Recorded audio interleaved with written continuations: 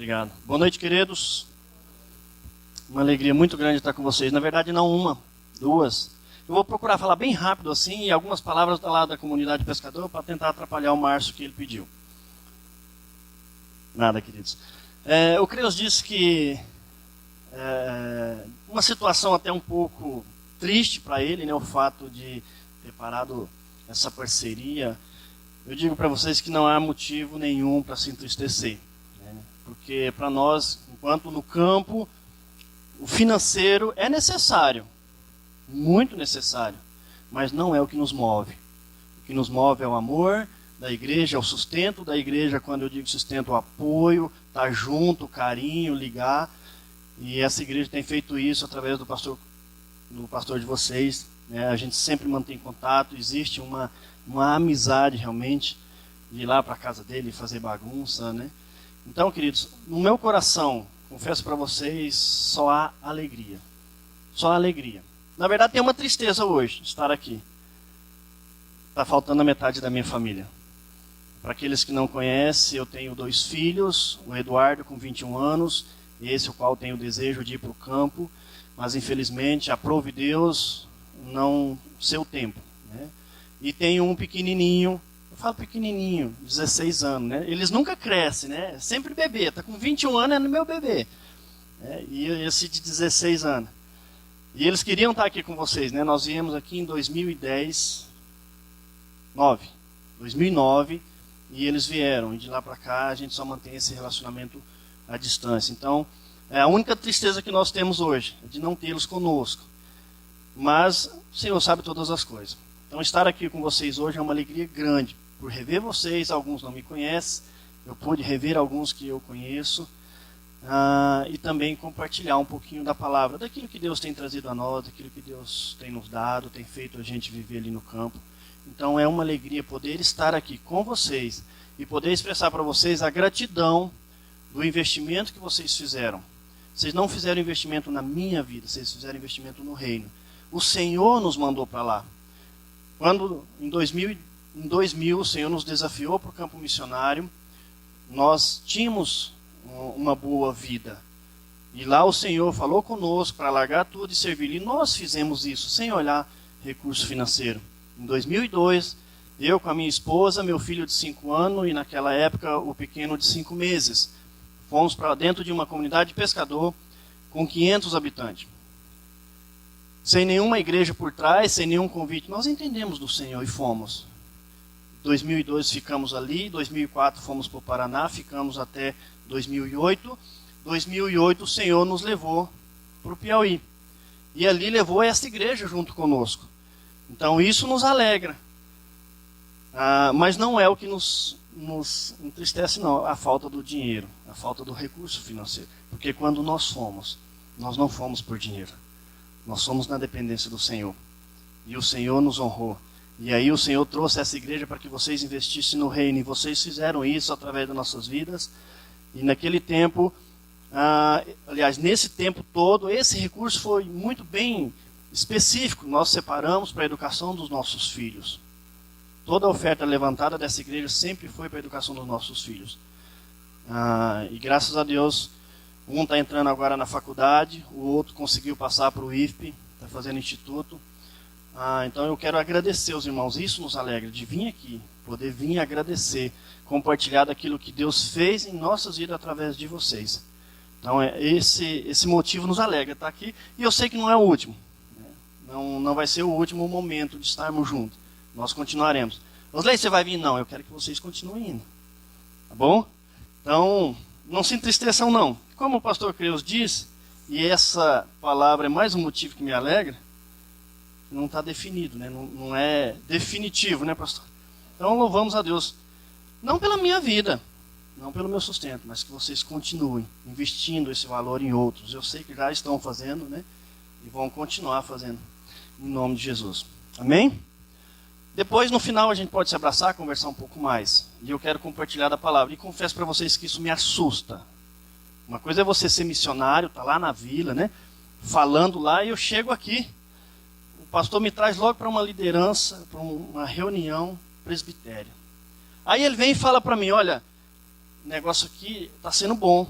A gente está edificando um presbitério, né? E o pessoal está ficando crítico. Então pregar aqui é difícil. Falei, vixe, traz um missionário lá da ilha para vir pregar, né? Complicado. Aí eu fui orar ao Senhor. Tem uma resposta para vocês. Se vocês não gostar da palavra, se não mexeu contigo ou te deixou mais furioso, vai brigar com o Senhor, tá bom? Porque se eu não tenho capacidade, eu dependo dele, assim como vocês têm visto que Deus tem usado essa igreja. Amém? Então eu quero compartilhar um pouquinho com vocês hoje, eu espero... Tem um relógio lá em cima, né? Eu espero conseguir até as 9? Até as 8? Rapaz! 8h20. Quem aqui me dá mais 2 minutinhos? Essa é velha. Ah, vocês não caíram, mano. Amados, enquanto nas ilhas, trabalhando com pescador, eu aprendi uma coisa. Que você não ganha pescador com palavras. Você ganha pescador com ações. Não adianta eu chegar lá e trazer uma bela de uma teologia, né? Um negócio bem aprofundado, mas um estilo de vida, onde eles possam olhar e ver, opa, isso daqui é diferente do que eu creio. Certa vez a minha esposa sentada num baldrame, conversando com uma mulher, esposa de um dos líderes católicos, no final de tarde, papo vai, papo vem, sem falar de o evangelho, essa mulher vira para a Wanda e fala, eu comecei a gostar de você. Você é diferente. Você é como nós. Minha esposa, você entender, mas por quê? Porque você usa Havaiana. Você não se coloca aqui acima da gente. Então eu tenho aprendido isso, querido, que o evangelho, ele não é só propagado com a palavra, mas com exemplo. E isso tem sido algo terrível no meio da sociedade. Eu saio da comunidade, agora eu volto para a cidade, me envolvo com a igreja local e falo, então agora é mais fácil, porque tem uma palavra, tem um outro estilo, né? O povo é mais... tem mais intelecto, tem mais conhecimento, e com isso eles conseguem viver um evangelho, né? Um exemplo. E não foi o que eu vi. E eu creio que não é o que vocês veem aqui também. Os leia só de agora, não. O apóstolo Paulo já havia criticado isso lá atrás, dos judeus religiosos. E nós temos aprendido isso, querido, e eu tenho levado lá, batido na tecla com os irmãos. Não é somente a palavra, é vida. E é disso que eu quero falar um pouquinho com os irmãos hoje. Não é apenas ter conhecimento, mas sim ter característica. Por isso eu dei o título da nossa mensagem, característica de um homem de Deus. Pastor, o homem de Deus é meio estranho, Osley. Característica de um discípulo. Fica meio estranho, característica de um servo. Meio estranho, característica daquele que ama Jesus. E é disso que eu quero compartilhar com os irmãos. Peço que vocês abram a sua Bíblia em 1 Samuel 23, 1:12. Pastor Creus vai ler. Brincadeira, não precisa não, porque vai ser projetado. Consegui um celular de última hora, hein? 1 Samuel 23, 1:12. 1-12. Um dia Davi recebeu a notícia de que os filisteus estavam atacando a cidade de Keila e roubando cereais das eiras. Davi perguntou ao Senhor, devo ir atacá-los? E o Senhor lhes respondeu, sim, vá, lute contra os filisteus e liberte Keila. Contudo, os homens de Davi disseram, estamos com medo, mesmo aqui em Judá. Imagine como seria em Keila para lutar contra o exército filisteu. Davi consultou o Senhor novamente, mais uma vez o Senhor respondeu, vá, Keila, pois eu entregarei os filisteus em tuas mãos. Então Davi e seus homens foram a Keila, massacraram os filisteus, tomaram todos os seus rebanhos e libertaram o povo daquela cidade. Quando Abiatar, filho de Aimeleque, fugiu para juntar-se a Davi em Keila, trouxe consigo o colete sacerdotal. Saul soube que Davi estava em Keila. Agora, ele não tem como escapar de nós, exclamou. Deus o entregou em minhas mãos, pois ele se enfiou numa cidade com portões e trancas. Saul reuniu todo o seu exército para marchar até Keila e cercar Davi. e seus homens. Contudo, Davi soube do plano de Saul e pediu para Abiatar, o sacerdote: traga o colete sacerdotal. Então Davi orou: ó Senhor, Deus de Israel, ouvi que Saul planeja vir destruir Keila, porque estou aqui. Será que os líderes de Keila vão me trair e me entregar a ele? E Saul virá de fato conforme ouvi? Ó Senhor, Deus de Israel, por favor, responda-me. E o Senhor respondeu: ele virá. Mais uma vez Davi perguntou: os líderes de Keila entregarão a mim e aos meus homens a Saul? E o Senhor respondeu: sim, entregarão. Quero convidar você a orar mais uma vez. Pai, em nome de Jesus, pedimos a Ti, ó Deus, a manifestação do Teu Espírito Santo, para que o Senhor venha trazer em nosso coração, em nossa mente, a capacidade de absorver, Senhor, a Tua palavra nessa noite. Pai, eu peço ao Senhor que Tu use-me, Senhor, segundo a Tua vontade. Que seja, ó Deus, uma palavra que venha fazer raiz em nosso coração. Assim oramos, Pai, em nome de Jesus. Amém. Bom, o contexto aqui é bem claro. Davi estava em apuros, era o homem mais procurado por Saul. Sua vida estava em risco. Ele pega então e se esconde na caverna de Adulão, aquela região entre os bosques. E sua família vem visitá-lo.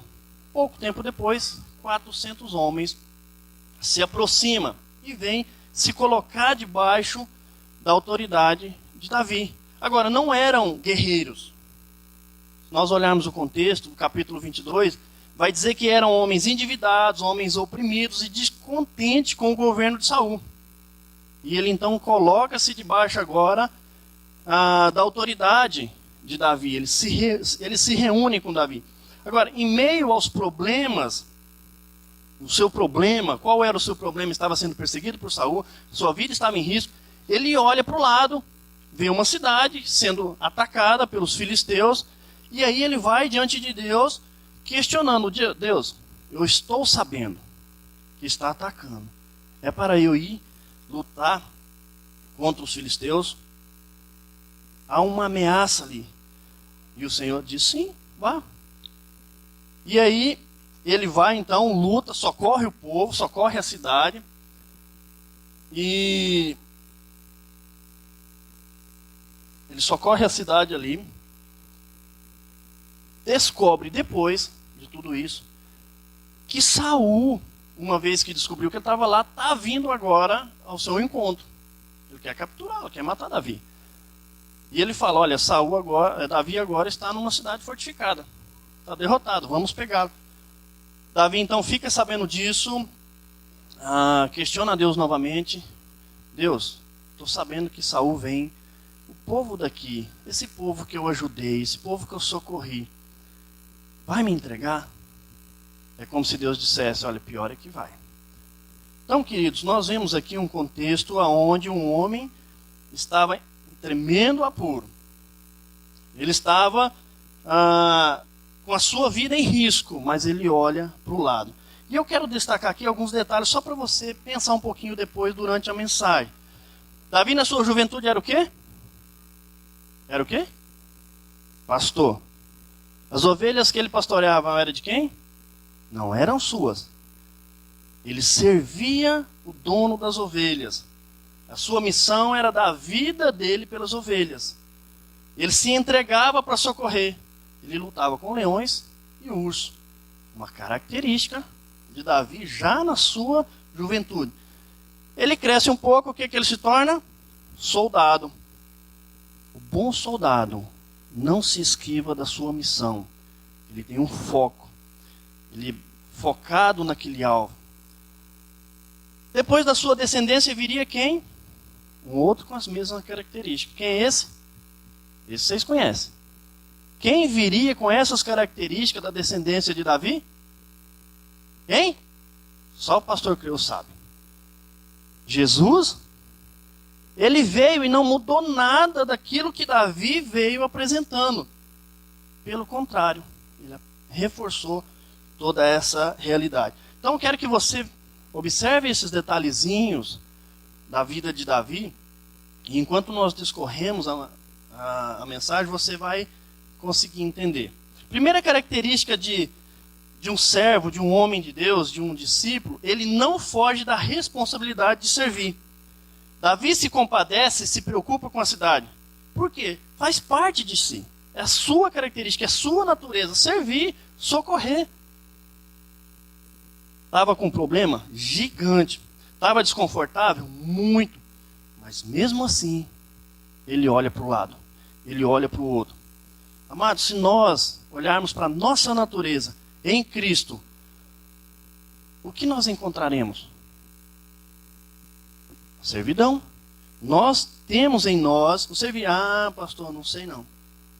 É o segundo maior mandamento. Não é? Amar ao próximo, olhar para o lado. Isso faz parte de quem? Nós, que agora estamos em Cristo. Cristo veio para servir, não para ser servido. Esse é o nosso maior exemplo. Agora, nós, eu e você, que somos nova criatura em Cristo, devemos não mais olhar para o nosso eu, mas olhar para o próximo. Olhar para aquele que foi perdido, que está perdido. É nossa responsabilidade levar salvação, socorrer o oprimido, alimentar o faminto, ajudar o necessitado, ser luz em trevas, cuidar dos outros. É responsabilidade minha e sua. Nossa natureza agora, uma vez que estamos em Cristo. Às vezes, amados, nós pensamos, eu sou o cara. Para essas situações, Deus vai levantar outro. Tem alguém para essa função.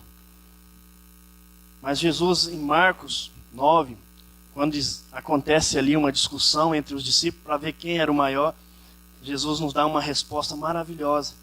Quem quer ser o mais importante, seja o último e servo de todos. Característica, amados, de um homem que hoje tem Cristo na sua vida. Servir, olhar para o outro. Não fugir da sua responsabilidade. Davi estava com um problema tremendo. E eu imagino que o problema que Davi estava enfrentando, nem eu e nem você enfrentamos hoje. E ele, naquele terrível problema, sabe da sua natureza e começa a olhar o que ele devia fazer. Seus problemas não podem ser desculpa. Os meus problemas não podem ser desculpa e fazer eu fugir da nossa responsabilidade de servir. Não pode, de forma alguma. Nós não temos problema suficiente para ser desculpa para as nossas vidas. Vamos pensar em algumas coisinhas práticas. Quando você olha para a igreja está isso, a igreja está aquilo, a igreja é aquilo outro. Adianta resolver? Ah, Osley, mas sabe o que é? A igreja está assim. Eu tenho problemas, eu tenho dificuldades. E eu não posso ajudar a igreja a mudar. Desculpa, querido. Nós reclamamos, mas quanto nós estamos dispostos a nos colocar na brecha para fazer a diferença? Osley, se fala muito de missões. Missões isso, missões aquilo outro. Vamos deixar para outra igreja. Porque eu tenho pouco dinheiro. E nós temos um maravilhoso exemplo de investimento com pouco dinheiro. Vocês conhecem ele na Bíblia? A viuvinha foi lá, colocou o quê? Pouquinho. Mas sabe por que nós não fazemos esse investimento em missões, querido? Porque eu penso primeiro em mim. Eu penso primeiro naquilo que me beneficia. Eu arrumo desculpa para não servir. Não sei pregar, Osley. Não tem como eu ajudar a igreja a mudar. A igreja é isso, a igreja é aquilo outro. A igreja reclama que não falta comunhão. Não pregue, tudo bem. Abrace. Você abraça? Você recebe bem? Normalmente lá na minha igreja, pastor, lá na igreja a gente está ajudando. A gente tem esse problema. Isso lá no Nordeste, não é aqui não, viu? Quando chega um visitante, tem que ter recepção lá na frente. A igreja não abraça. A responsabilidade é de quem está lá na frente, porque ele foi incumbido e foi colocado nesta função. Então a responsabilidade é dele, não é minha. Ó, eu sou tímido, não sei abraçar. Ore. Ah, não, mas orar também não dá, porque tem um ministério de intercessão. Então é responsabilidade dele. Ah, tem alguém doente. Não, é função do presbítero. Chama o pastor, manda o pastor Creus e o pastor... Ih, fugiu, cara. Márcio. É eles que têm que ir lá interceder. Não, queridos. Responsabilidade de todo aquele que hoje tem a vida entregue a Cristo. O que você faz quando alguém está com necessidade ou dificuldade? Você ajuda porque é uma característica sua ou você foge? Pense aí, quando tem um irmão doente, quem vai lá no hospital? Não, se eu for lá, ele vai falar que precisa ir fazer comida para os filhos dele. Deixa isso para lá. Lá no Nordeste, nós passamos agora 6 meses em reforma. Eu sei que vocês estão aqui passando em reforma e não é o caso de vocês. Eu estou citando lá, viu, queridos? Não é nenhuma pegadinha, não. Inclusive, quem estava na frente da reforma lá era quem? Era o pedreiro. Não, era o Osley. E aí a maravilha é que todo mundo ia comigo. Chegava eu, meu filho lá, sentava e esperava. Se eu esperasse 10 anos para fazer. Não vai. O povo tem dificuldade de servir. Mas sabe por que tem dificuldade? Não é que são maus, não. É que a vida deles, os problemas dele, impede eles de expressar as características de Jesus. Agora deixa eu te dizer algo. A responsabilidade de servir não está suspensa quando eu e você enfrentamos dificuldades.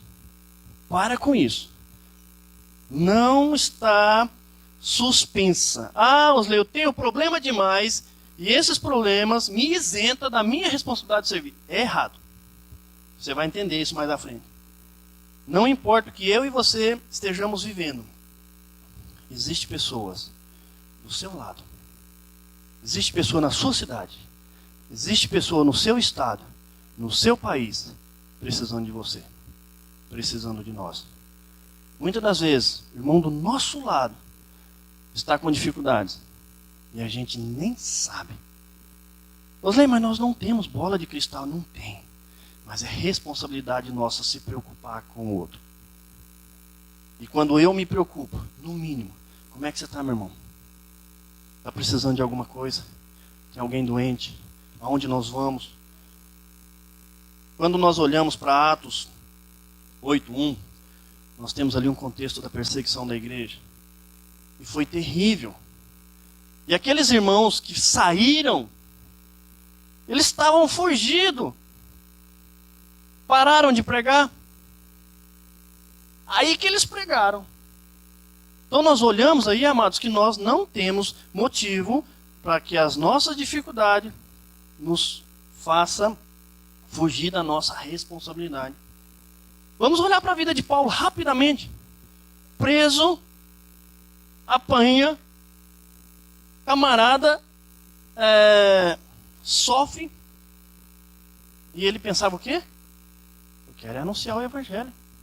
Não vou parar, não. Existe uma obrigação para a minha vida. Hoje eu tenho consciência disso. Jesus, quando está na sua via sacra, naquele sofrimento maravilhoso, ele poderia muito bem ter olhado para si mesmo. Senhor, Pai, manda aí, vamos mudar a história. Eu estou pulando fora.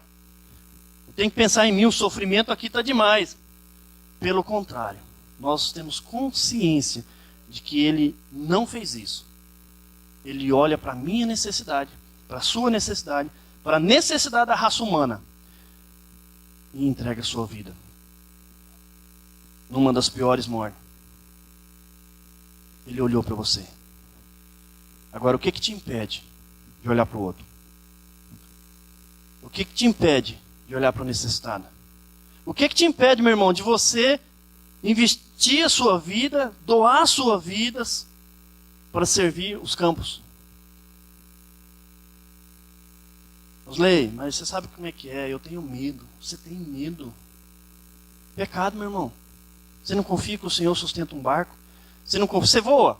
Voa, né? Como é que você confia que Deus sustenta um bicho daquele lá em cima?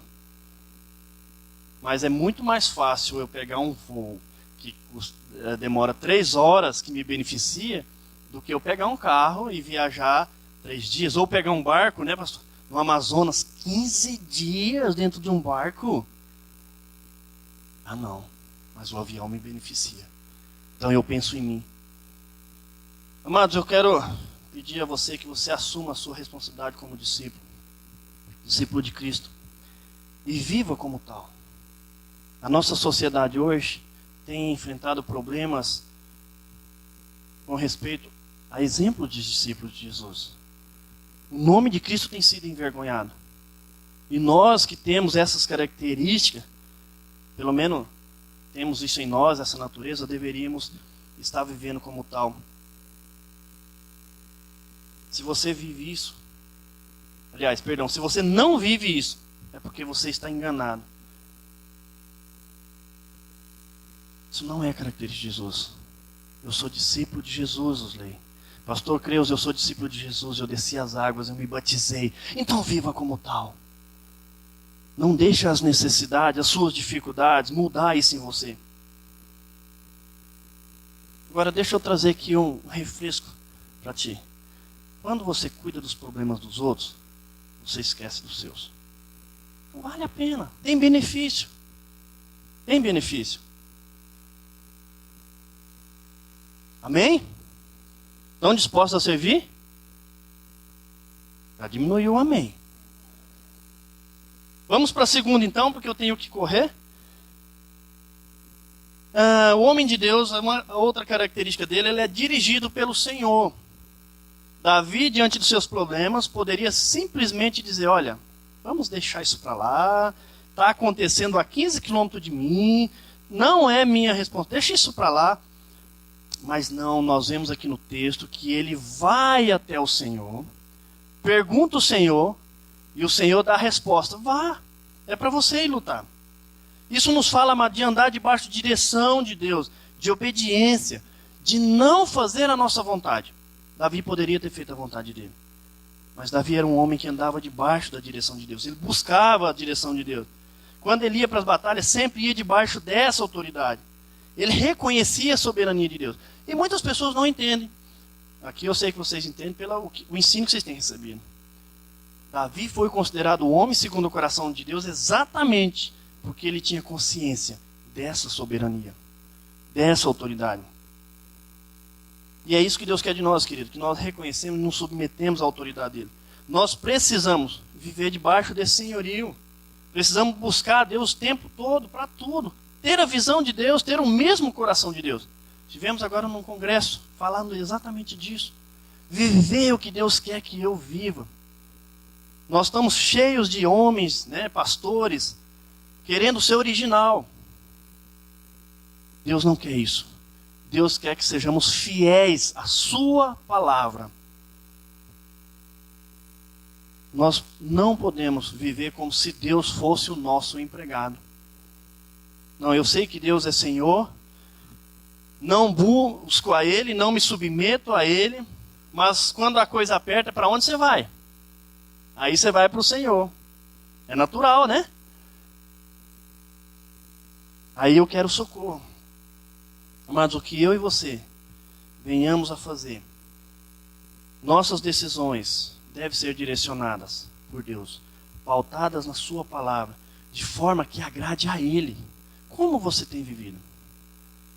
De forma que agrade a você ou a Deus? Seu negócio, sua viagem, a sua faculdade, tudo que você faz, desde a coisa mais simples como a coisa mais complexa, tem estado debaixo da direção de Deus? Tem sido de uma maneira que glorifica a Deus? Pastor, eu entendo a autoridade. Ah, amém. Você obedece? Se você entende, se eu e você entendemos isso, por que nós temos dificuldade, querido, de desobedecer? O nosso alvo é buscar em primeiro lugar o reino de Deus. Nós vimos isso em Mateus. Lucas 6,46. Olha que interessante. Por que me chama Senhor, se não pratica o que eu vos mando? Exatamente por isso que o nome de Deus é blasfemado. Nós dizemos, sou discípulo de Cristo, mas não obedeço. Nós somos luz para as nações, mas não clareio nada.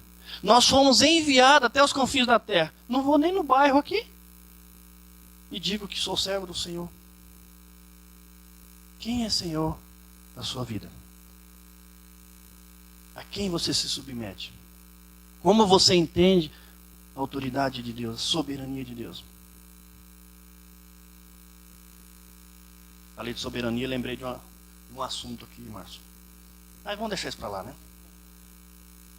Amados, se você pensa em viver para ti, em continuar em algum momento, isso eu estou falando porque é uma realidade nossa, talvez você não, isso daqui não é para vocês. Viver para agradar a si mesmo, pensando no seu mundo, eu quero te dizer que hoje é dia de arrependimento. Hoje é um dia que possamos chegar diante de Deus, nos quebrantar e pedir perdão, para que Ele venha ser Senhor da nossa vida realmente, para que nós possamos deixar de viver uma hipocrisia, uma religiosidade. Amém? Estou quase encerrando, na metade, na verdade. Ele não é influenciado, mas influencia. A característica de um homem de Deus. Isso daqui, irmãos, quando eu estava estudando e lendo, o Senhor me deu algumas cajadadas. E se você tomar alguma hoje, talvez aconteça isso. É para o teu bem. Se você não tomar nenhuma cajadada, porque era só para mim, tá bom? Então vamos olhar. Davi tinha consultado o Senhor, certo? Vai atacar, ok. Deus já havia mandado. E ele vem então agora e fala com os seus homens, que não eram homens de guerra. E conta ali a sua história, aquilo que Deus falou. E o que acontece no meio disso? Acontece um detalhezinho que às vezes nós passamos desapercebido. O povo começa a expor a sua realidade. E quase convence Davi a não ir.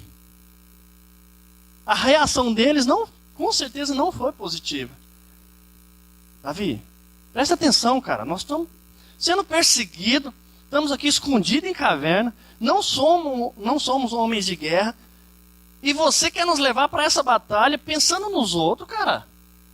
Vamos pensar na gente aqui, nós estamos numa situação complicada. Para que caçar chifre em cabeça de égua?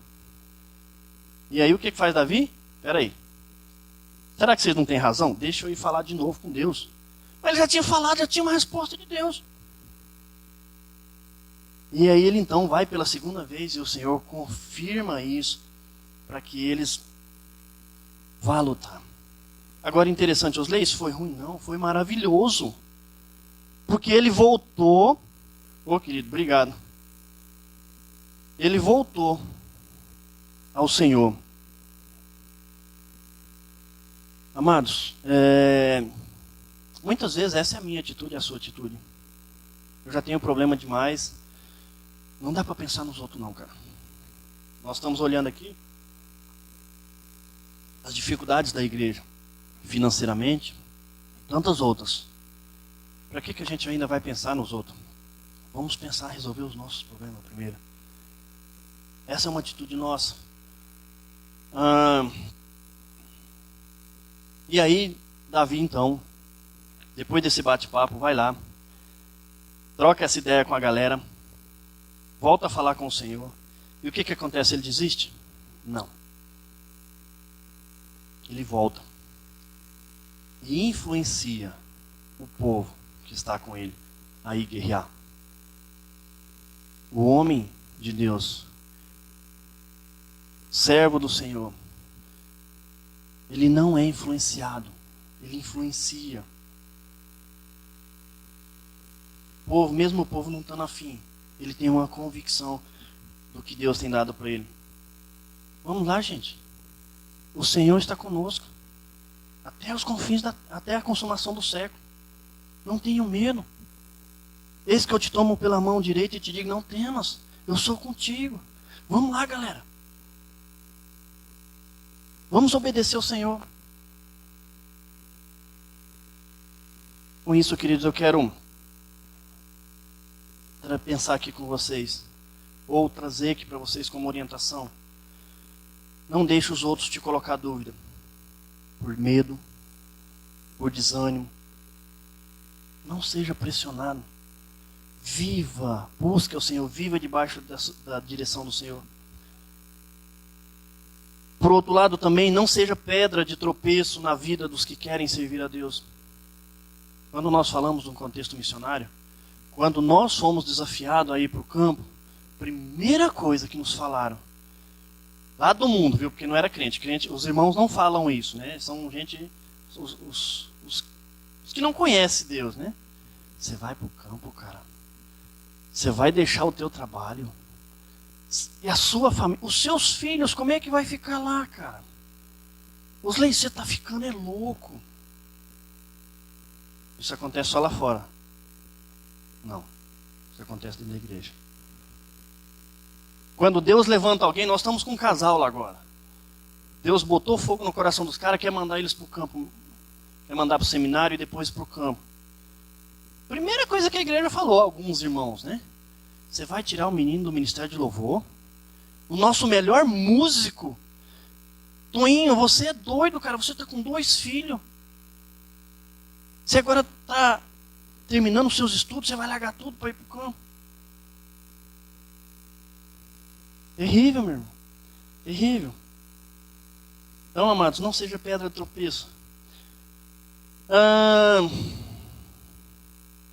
Vou correr aqui. Eu quero deixar aqui um recado para os líderes. Isso daqui, o Senhor me catou, me deu uns puxão de orelha legal. E eu falo isso com muito temor, querido. Busquem o Senhor. Aqui está cheio de líder. Busque o Senhor. Lidere pela palavra de Deus, pela direção de Deus. Não sejam guiados pela maioria. Não sejam influenciados. Deus te deu uma direção? Não se desvie, querido. Lá, na nossa realidade, já ouvi muito. O pastor chega e fala, tem uma direção de Deus. O caminho de Deus para a gente seguir é esse aqui. Ai, meu Deus do céu. Não, pastor, mas não dá. Nós não temos condição, pastor. Não pode. Eu tenho que olhar para esse lado. E depois volta. Eu fico pensando um Deus doido. Faz isso. Não, agora peraí. Não é isso que eu quero que você faça, não, porque eu falei com o outro primeiro. Amados, nós vemos na Bíblia que o Senhor levanta líderes para conduzir o povo. Pastores para conduzir as ovelhas. E nós temos que tomar cuidado com isso. Eu fico imaginando Moisés guiando o povo. E alguns querendo voltar. E os Moisés dizendo, olha, não, peraí, fica quietinho. Se a nuvem não mover, a gente não se move, não. E hoje nós estamos cheios de líderes sendo guiados pela maioria. Para não constranger a maioria. Não tenha medo de viver aquilo que Deus tem colocado para ti. Eu falo isso com muito temor, porque Deus tem nos usado, nos levantado lá para liderar a gente, para estar juntamente com o pastor. E é difícil. E se a gente não ficar atento, a gente acaba se desviando. É 8h30, pastor? 8h20? Não vai dar tempo. Então atentem-se para isso. Não sejam influenciados. Irmãos que não são líderes, não influenciem seus líderes ao erro. Será que é de Deus? Vá orar. Vá falar com o Senhor. Ah, mas ele pode estar tomando caminho errado. Quem levantou ele como líder? Quem? Quem que levanta as autoridades sobre nós? Hein? Deus. Deus erra? Erra? Então, se você acha que Deus erra, vai lá falar com ele para que ele mude. Tá bom? Mas não influenciem os seus líderes a tomarem decisões erradas. Deus tem levantado ele.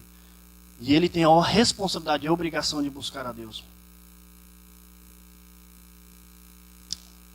Líderes continuem influenciando outros a aproximar de Deus. Andar debaixo dessa direção. Andar pela palavra. Não estou aqui falando de autoritarismo. Estou falando de líderes com característica de Jesus, que conduz o rebanho do Senhor para o Senhor. Tá bom? Não confundam. Bom, eu quero passar aqui para vocês um exemplo. Quero relembrar que vocês sabem de um homem que deu ouvido à maioria dos que estavam com ele e se lascou. Vocês sabem quem é? Saul. Saul não deveria ter feito o que fez, ele tinha uma direção de Deus para não fazer, fez. Porque aqueles que estavam com ele, mas sabe como é que é? Samuel vai demorar, faz aí, né? E ele, para não perder o prestígio, acabou fazendo o que não devia, perder o reinado. Não façam isso, queridos. Nós temos um outro exemplo bem claro. Paulo chega em Cesareia, está ali reunido com os irmãos, tem uma direção, né? Me fugiu a palavra, uma revelação de que quando chegasse em Jerusalém seria preso, mais uma vez seria amarrado, sofrimento o aguardava. E qual foi a resposta de Paulo? Eu quero ler com vocês. Estou pronto não apenas para ser amarrado, mas também para morrer em Jerusalém pelo nome de Jesus. Como não pudemos dissuadi-lo, desistimos e dissemos, seja feita a vontade do Senhor. Olha que maravilha. Os discípulos reconhecendo, os irmãos reconhecendo. A gente tentou segurar Paulo, porque a coisa ia ficar feia para ele. A gente, na verdade, estava pensando era nele. Mas como nós não conseguimos, desistimos. Seja feita a vontade do Senhor. Como nós temos vivido? Estado debaixo da direção do Senhor. Como líderes, eu tenho conduzido as ovelhas para perto do Senhor. Como liderado, eu tenho ajudado essa liderança, ou eu tenho sido pedra de tropeço, tentando desviar, sendo carga. Como eu tenho vivido? Como eu tenho influenciado o mundo lá fora? Uma vez que eu tenho a natureza de Jesus, que eu devo estar refletindo essa luz. Por último, o servo de Deus se entrega sem esperar nada em troca. Davi vai salvar Keila. Ele não pensa em obter algum retorno daquilo ali. Ele não pensa nem em gratidão. Por quê? Porque a natureza dele é de dar a sua vida, é de servir, é de se entregar, para socorrer, para servir. Nós não temos, assim como Davi não tinha, nenhuma garantia de que nós receberemos recompensa por servir. Meu irmão, deixa eu te falar um negócio. O que você faz por reino, não espere nada em troca. Tá bom? Não espere que o Senhor não vai dar. A igreja não vai dar. Se você vir aqui pintar, você não vai ter nada em troca. Não espere gratidão. Está precisando de pintor aí, pastor? Eu estou indo embora amanhã também.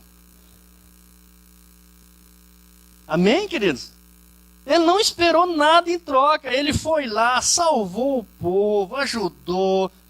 E aí, fica sabendo que o povo vai traí-lo ainda. Que dificuldade. Mas, pelo contrário, 200 homens, se você leu o contexto, ele começa a batalha com 400 e termina aqui agora com 600. Da onde veio esses 200 homens? Da própria cidade de Keila. Ele não foi pensando nisso, mas o Senhor acrescentou. Nosso coração deve estar sempre disposto a se entregar. Este é o amor incondicional. Nós não amamos, nós não servimos, nós não vivemos com Cristo esperando algo em troca. Amém? É essa a sua disposição? Nós precisamos ter em mente. Tenha em mente aí que não são pessoas a quem servimos, mas ao Senhor. Vivemos para Ele. Temos que fazer aquilo que glorifica a Ele. Eu pergunto, qual é a sua motivação de vida? Qual é a sua motivação de servir? Lógico que nós não vamos receber sempre ingratidão. Isso daí é indiscutível. Nós vemos gratidão. Mas o que eu quero dizer, queridos, é que nós não podemos nos entregar apenas esperando isso. Vou contar aqui um testemunho breve para vocês. Quando nós fomos para Canárias, em 2008, nós chegamos no meio de um contexto aonde o pastor pediu para sair. Nos últimos momentos ele decide não mais sair. E eu não estava sabendo de nada. Eu tinha sido convidado, estava lá no Paraná, na minha. Tinha uma data para a gente chegar, eu cheguei na data e ele tinha que sair. E ele saiu. Em 3 dias ele saiu de lá e eu chego e vou para a ilha pastorear a igreja. Quando eu chego na igreja, qual era... Eu fiquei sabendo disso depois. Qual foi a imagem? Está chegando um pastor e esse pastor puxou o meu tapete. E eu não quero sair. E imagina a situação. Imagina chegar aqui o Creuza, mais o Márcio, né, que é amado por vocês. Aí chega um novo pastor em 3 dias e vocês têm essa ideia de que esse que está vindo derrubou os dois. Como é que vocês iam receber esse outro pastor? Sorrindo? Mente não, viu? Lógico que não. 6 anos. O evangelho foi levado para lá por este pastor. Ele pastoreou o povo por 6 anos. E aí eu chego no meio dessa galera, já ele tendo deixado essa ideia. Fomos tremendamente rejeitados. Foi um tempo muito difícil. Eu pregando e o pessoal chegava para o culto, enquanto estava louvando, né, aquele momento gostoso, e eram os irmãos da igreja, tudo bem, estava todo mundo ali. Quando me passava a palavra, o que acontecia? Você acha que sorriam? Levantavam todo mundo e desciam. Aí eu ficava pregando lá para 2, 3. Isso foram vários dias. Para subir para a igreja, você conhece lá, né? Para subir para a igreja, do lado direito tem uma casa, tem uma família. Eles batiam as portas, a janela na minha cara e diziam para a gente ouvir: esse pastorzinho não entra aqui não. Aqui na minha casa eu não quero que eles passem nem na porta. Então foi um momento muito difícil para nós. E a gente continuou. Foi fácil? Não, foi não. Eu chegava em casa e eu chorava. Deus, você errou. Você me tirou de lá onde a gente estava plantando igreja, aonde a coisa estava funcionando. E o Senhor me traz para cá para ser rejeitado, ser pisado desse jeito aqui. O que o Senhor quer com isso? Vou embora. Aí eu falei com alguns pastores e eles disseram: quem te colocou aí, Osley? Deus. Ele erra? Não. Mandou você sair? Também não. Não aguenta, meu filho. Paga o preço. E nós então decidimos amar o povo. Na verdade, a gente já amava, né? Mas diante daquela situação, abraçar. E a gente começou a abraçar. Você já tentou abraçar alguém e a pessoa escorrega e se torce nos teus braços? Não quer o abraço. Sai pra lá. Desse jeito, eles são muito francos. Eles chegam pra gente e falam: você tá barrigudo. Eles são direto. Eu não quero você aqui. Empurrava. A gente não gosta de você. Assim, com essas palavras. E a gente abraçando, abraçando, amando. Passa-se o tempo, o Senhor transforma tudo isso. E eles vieram, um por um, pedindo perdão. E eles confessaram dizendo: nós não entendemos o porquê que nós, rejeitando você, fazendo tudo aquilo que desagrada, teríamos para te entristecer, e você ainda nos abraçava. E ali eu pude dizer para eles: não estou aqui simplesmente porque eu amo vocês, porque o meu desejo era ir embora, mas eu estou aqui porque eu amo o Senhor. E Ele mandou que eu viesse sem receber nada em troca. E eu deveria ter largado a minha família, o qual largamos, aonde o meu sogro disse: se você esquece a partir de hoje que você tem pai, se você vir na minha direção, eu vou na direção contrária. A nossa decisão de renunciar a tudo não foi para ter algo, para ser recompensado, mas foi para fazer a vontade do Senhor. Nós não esperamos nenhuma recompensa. Talvez, queridos, você hoje no lugar de Davi, ou eu mesmo nesse lugar, estaria pensando: a cidade é fortificada, o povo vai nos proteger, vamos lá lutar com eles, vamos tentar ajudar eles, que eles podem nos beneficiar. Não foi isso, querido. Não foi isso que eu decidi fazer com a minha família. Servir ao Senhor pensando em recompensa. Tem muito aí oferecendo troca, barganha, riqueza para você servir ao Senhor. O Senhor não te oferece isso. Olhamos sempre para o retorno. Nós temos que levar vantagem em tudo. Essa é uma realidade da sociedade hoje, não é? Lá no Nordeste é assim. o camarada puder levar vantagem em alguma coisa, ele vai levar. Mas a característica de um discípulo não é essa. O que passa na sua mente quando você vê um morador de rua? O que passa na sua mente quando tem alguém mais pobre que você? Por que nós não investimos em missões? Que retorno eu vou ter com isso? Será que não é isso que passa na nossa mente? Por que eu não trabalho na igreja? Ou para a igreja? Ah, não, lá o pastor nem agradece. Ah, não, lá nós não temos nada. Agora, olha que interessante. Se você tiver a oportunidade de investir no seu filho e fazer dele um homem da alta sociedade, que ganhe muito dinheiro, você faz. Sabe por quê? Você pensa na sua velhice. Você pensa na velhice. Um dia eu posso estar mal. E o meu filho pode me ajudar, pode me sustentar. Errado, querido. Nós não investimos mais em relacionamento, em comunhão, porque eu não posso receber nada em troca. Sabe o que você recebe quando você investe em relacionamento, em comunhão? Isso lá no Nordeste, não é aqui não. Apunhalada. Quanto mais você se aproxima de pessoas, mais pessoas te entristecem. E por causa disso, nós desistimos de desenvolvermos isso, de nos relacionarmos com pessoas. Mas nós não devemos nos relacionar, queridos, pensando em ser bem tratado. Nós devemos nos relacionarmos com pessoas, porque é a característica do Senhor em nós. Ele desceu do céu para se relacionar com pessoas. E não foi com pessoas boas. Amém? Você concorda com isso? Eu tenho cuidado, o Senhor tem me levado lá a cuidar de alguns casais. Pessoas batem. Senhor Osley, sim. Eu fiquei sabendo que o Senhor ajuda casais. Bom, pelo menos eu falo de Jesus e o Senhor faz a obra. Você sabe qual que é a palavra que eles mais usam, o argumento que eles mais usam? Eu estou desistindo de investir no meu relacionamento, porque o meu cônjuge não muda. Olha aí, irmãos. Olha a nossa visão. Eu não invisto porque eu não sou beneficiado. Porque se o meu cônjuge mudasse, eu investiria mais. E nós devemos investir em nosso relacionamento, não é pensando nisso, mas pensando em obedecer ao Senhor. Foi Ele que nos uniu, nos fez uma só carne. Cônjuge, se entreguem um ao outro, sem esperar benefício. Não fique imaginando que ele vai te tratar melhor, vai ficar mais bonito. Vai não, vai ficar mais feio ainda com o passar do tempo, né, o carinho vai diminuindo, tá? Não quero assustar vocês não, mas é por aí. Mas se entreguem.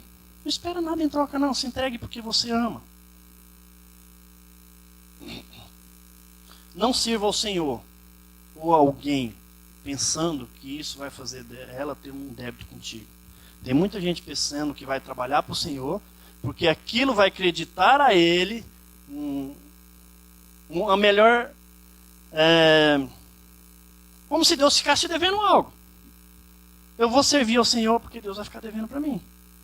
Eu vou servir a pessoa porque depois a pessoa vai ficar devendo para mim. É errado, querido. Se entregue porque Cristo se entregou. E aquele que está em Cristo reproduz a mesma característica de Jesus. Amém? Eu quero aqui tentar só colocar no meio dessa ideia de você não servir, de você não esperar nada em troca. É você ser grato. Davi foi um cara muito grato. Tanto é que no meio dessa rejeição, dessa ingratidão, ele aceita alguns homens se juntar a ele. E olha só o que diz Salmo 138, 2. Por causa do teu amor e da tua fidelidade, eu me ajoelho, virado para o teu santo templo, e dou graças a ti, pois tem mostrado o teu nome, as tuas promessas estão acima de tudo. Quando te chamei, tu me respondeste, e com o teu poder aumentaste as minhas forças. Olha que coração grato. Não esperou nada em troca, mas ele tinha um coração grato por aquilo que Deus fez. Quando em algum momento, amados, você experimentar ou perceber em você ingratidão, entenda, isso é coisa da velha vida. Servo do Senhor Ele é grato. E eu quero que você pense aí, quantas vezes você foi ajudado por pessoas? Olha para trás e veja o quanto o seu cônjuge já viveu por ti e contigo. Olha para os seus filhos. O quanto os seus filhos têm feito. Filhos, olhem para os pais e quanto os pais têm feito por você. Ovelhas, olhem para o seu pastor. Olhe para a sua igreja. E veja o quanto já se entregaram por vocês. Quantas vezes nós deixamos de olhar o bem que nós recebemos? Estava conversando com o Crius hoje, falando da experiência, né, de ir para o campo. Uma das coisas, e isso é verdade, a primeira coisa que impacta quem vai para o campo, ele começa a ser grato. Porque ele olha a realidade de quem está lá, e olha a sua. E aí você vê o quanto Deus tem sido maravilhoso contigo, gracioso. E aí a gente começa a olhar a vida de uma outra maneira, a gente começa a ser mais grato a Deus. Seja grato, querido. Aprenda com Davi, que se entregou sem servir. Serviu sem esperar nada em troca. E o que nós vimos nele? Ingratidão. A cidade não o guardou. Pelo contrário, iria entregá-lo. Aprendamos com Paulo, se entrega, serviu sem esperar nada em troca. E o que ele experimentou no final da vida? Solidão. Uma vez eu recebi um missionário e falou: não dá para você falar alguma coisa que me motive a ficar no campo? Não. Então, amados, quando a gente olha para esse contexto, Davi, Paulo se entregando e no final os caras ainda sendo ingratos, vale a pena. 2 Coríntios 2,15, olha o que Paulo diz: eu de muita boa vontade gastarei e me deixarei gastar pelas vossas almas, ainda que amando-vos cada vez mais, seja menos amado. Não espere ser amado, ser recompensado. Aprendi uma hoje com o Cristo. Mais uma, né? Tenho aprendido tantas. Nós somos bagaço da laranja. Quem é o suco, né? O caldo da laranja é Cristo. Não espere você de forma alguma ser recompensado, ser valorizado. Você é um bagaço. Quando ele falou isso, rapaz, eu fiquei pensando, cara, é mesmo. Somos um bagaço, cara. Nós não temos que esperar nada. A nossa expectativa é que pelo menos apareça um baldinho de lixo para ser jogado ali. Só isso. Tem muita gente querendo ser cristão, esperando glória, recompensa. Não é nessa não, meu irmão. Eu quero deixar contigo um exemplo maravilhoso. Esse você sabe, você conhece Jesus. Morreu em seu lugar. Se entregou naquela cruz, morreu em meu lugar. Não esperou nada em troca. Pelo contrário, o que aconteceu com ele? Foi rejeitado. Experimentou ingratidão. E ele fez por amor e obediência. Esse é o nosso maior exemplo. E nós hoje ainda continuamos sendo ingratos ao Senhor. Continuamos desobedecendo Ele. Mas Ele todos os dias em sua fidelidade, Ele nos garante uma recompensa. Qual é essa recompensa, você sabe? A minha graça te basta. A minha graça te basta. Não espere mais nada, você é um bagaçozinho. E se dê por satisfeito se você for parar no lixo. Tem recompensa, querido. A graça do Senhor. Vale a pena você viver todas essas características. A graça do Senhor te basta. Apocalipse 22:12. Eis que venho em breve. Olha aí, o Senhor garantindo isso. E Ele vai te garantir uma recompensa agora. A minha recompensa está contigo. E eu retribuirei a cada um de acordo com o que você fez. Davi, Deus livrou de Saul, daquela situação, fez dele rei. Paulo, a recompensa dele, Deus o abençoou, fez dele o maior pregador do evangelho, plantador de igreja. Olha a recompensa de Jesus, olha que maravilha. Se tornou salvador do homem e hoje está sentado à direita do Pai. Tem uma recompensa para mim e para você. Viver como Ele quer que vivamos, expressar essas características,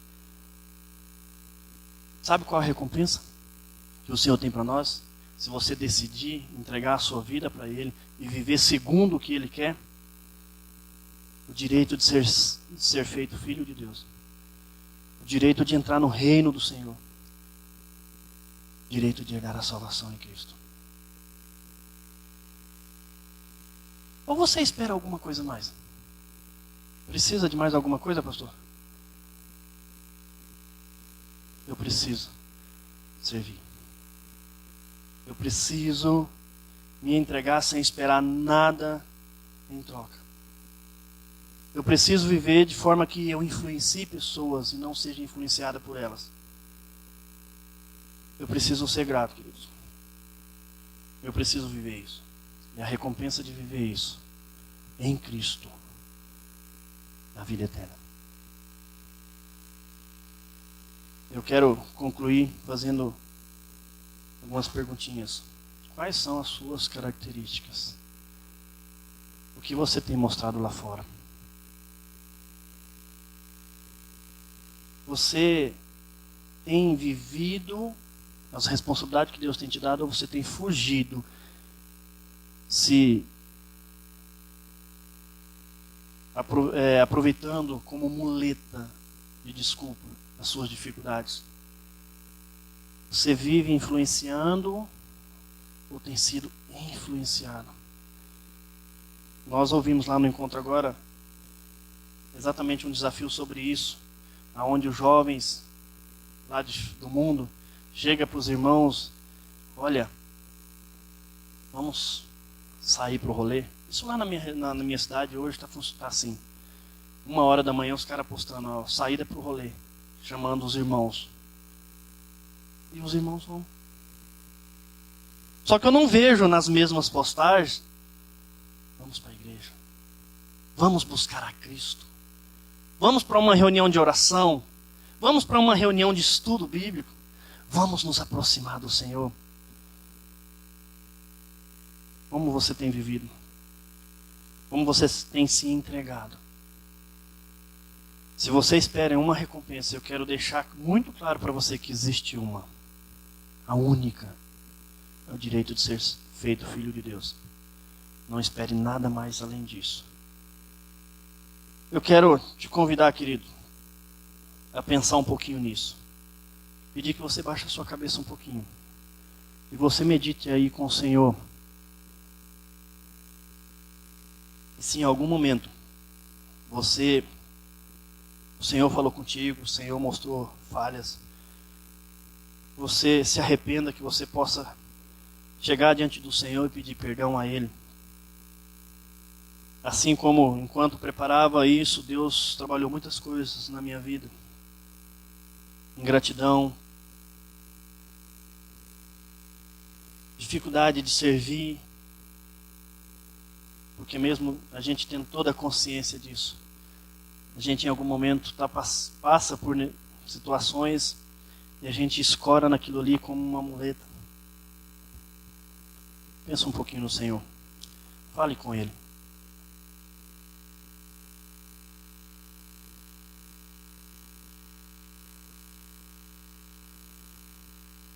Pai querido, em nome de Jesus, hoje nos reunimos aqui com a Tua igreja, com o Teu povo. E o Senhor tem falado conosco. O Senhor tem esperado de nós um estilo de vida que reflete o Senhor, não somente em conhecimento da Sua palavra, mas na prática. Pai, eu quero pedir perdão ao Senhor, Deus, porque muitas das vezes eu mesmo tenho errado diante dessas características. Tenho errado diante dessa palavra. Eu tenho, às vezes, olhado para as minhas dificuldades e deixado de olhar a necessidade do outro. Me perdoe, Senhor. Às vezes, ó Pai, a gente olha naquilo que o Senhor tem nos mandado viver,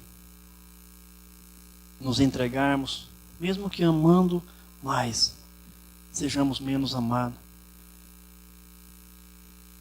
Às vezes, ó Pai, nós olhamos para aqueles que nós damos a vida, perdemos horas e somos apunhalados. Criamos barreiras. Pensamos em não mais continuar. Pai, nos perdoe, Senhor. Me perdoe. Pai, eu quero a cada dia mais me entregar ao Senhor, me entregar à Tua obra, servir a Ti.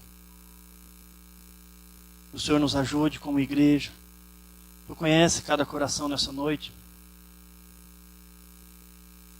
E as orações, os pedidos, os arrependimentos que têm chegado diante do Senhor.